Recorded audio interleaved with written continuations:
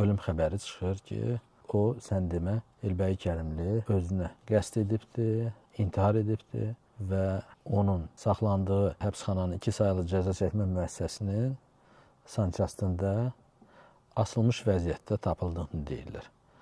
Gizlicə aparıb onu dəfn eləyiblər. 14 dekabrda heç kəsə dəfn olunduğu yeri açıqlamayıblar. Elbəy Kərimli 2 il bundan əvvəl 2023-cü ilin avqustunda Heydər Əliyev heykəlinin üzərində Stalin ifadəsini və başqa ifadələri yazdığına görə şərlənərək həbsə atılıb.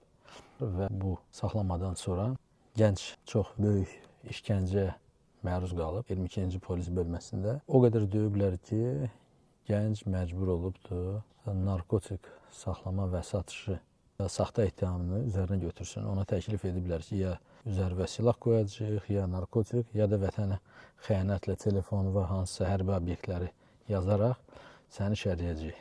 2 ay həmin şəxsdən heç bir xəbər olmadı. Və ən önəmli məsələ 12 dekabr 2025-ci il tarixində Heydər Əliyevin rəsmi elan olunmuş ölüm tarixində həmin şəxsin də